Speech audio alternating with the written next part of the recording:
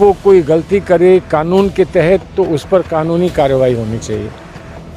कोई गलती करे और बुलडोज़र चला के उसका घर गिरा दिया जाए, ये कानून मुझे नहीं समझ में आता है। आप किसी का घर गिराएंगे या किसी के साथ किसी का उत्पीड़न करेंगे, ये कोई कानून ये इजाज़त नहीं देता और ना ही हमारा संविधान ये इजाज़त देता। आम आदमी पार्टी ने जितना दुख कांग्रेस को या कांग्रेस नेताओं को पहुंचाया है, वो पहुंचाने के बाद आज उनको ये सोचना चाहिए कि अगर कोई किसी को दुख देना चाहता है तो उसके परिणाम क्या होते हैं।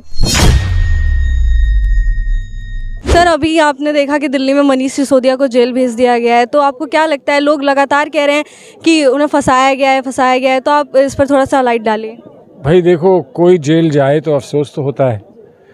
अपना कोई कंपेटिटर जाए, अपना कोई राइवल जाए तो क्या कहेंगे। कुछ लोग जश्न मनाते हैं कि अच्छा हुआ उनको उनके साथ ऐसा व्यवहार हुआ।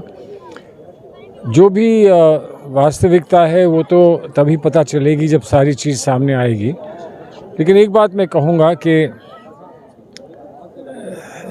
आम आदमी पार्टी ने सहानुभूति के बावजूद मैं ये कहूँगा कि आम आदमी पार्टी ने जिस तरह से अपने आप को बनाया उठाया और जितना लोगों को बदनाम किया, वो क्या भूल गए वो लोग?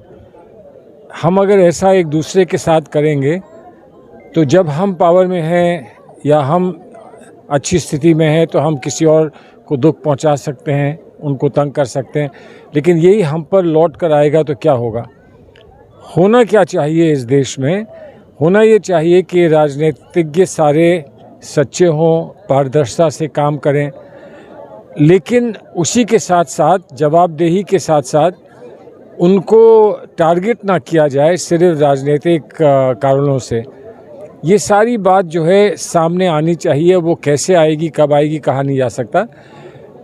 अभी तो सिर्फ मैं इतना ही कहूँगा कि आम आदमी पार्टी ने जितना दुख कांग्रेस को या कांग्रेस नेताओं को पहुँचाया है, वो पहुँचाने के बाद आज उनको ये सोचना चाहिए कि अगर कोई किसी को दुख देना चाहता है तो उसके परिणाम क्या होते हैं और कहाँ पर लाइन खींचनी चाहिए कि हम कहाँ तक किसी पर आरोप लगाएं और कहाँ तक उस आरोप को सिद्ध करने का प्रयास करें। जो कानूनी व्यवस्था है वो तो हम सब के लिए लागू होती है, वो होगी, लेकिन जो एक मानवता का एक रिश्ता होता है, कोई अच्छे पद पर है, अच्छा काम कर रहा है, उसकी राजनीति कहीं किसी और से या हमसे अलग हो सकती है, तो उसके साथ क्या ये व्यवहार ज़रूरी है या नहीं, इस पर विचार हो सकता है। अभी कुछ दिन पहले राहुल गांधी जी का ये बयान आया था कि अगर उनकी सरकार फिर से बनती है तो वो कश्मीर में 370 को फिर से लागू कर देंगे, तो इससे ऐसा नहीं मुझे लगता है कि मैंने कहीं ऐसी बात सुनी हो। राहुल जी ने ये ज़रूर कहा है कि जो कश्मीर का स्टेटस है, एक स्टेट का स्टेटस है जम्मू कश्मीर का, वो उनको वापस मिलना चाहिए। 370 पर शायद उन्होंने कुछ नहीं कहा है। हमारी जो उस पर हमारा जो स्टेटमेंट रहा है वो ये है कि 370 हटाने की प्रतिक्रिया जो थी वो सही नहीं थी, प्रक्रिया उन्होंने सही नहीं अपनाई। लोगों से बात करके, चर्चा करके, जब असेंबली चुनी हुई असेंबली होती तब ये निर्णय लिया जाता तो वो उचित होता, लेकिन जिस तरह से निर्णय लिया गया वो उचित नहीं है। ये बात कांग्रेस ने कही है और मैं समझता हूँ राहुल जी भी इसी को मानते हैं। अभी अतीक अहमद के गुर्गों पर बुलडोज़र चलाया जा रहा है, तो आपको क्या लगता है कि कानूनी तौर पर कितना सही है? देखिए, मैंने आपसे पहले कहा, आदमी से प्रतिद्वंदिता कितनी भी हो, अगर वो कोई गलती करे कानून के तहत तो उस पर कानूनी कार्रवाई होनी चाहिए।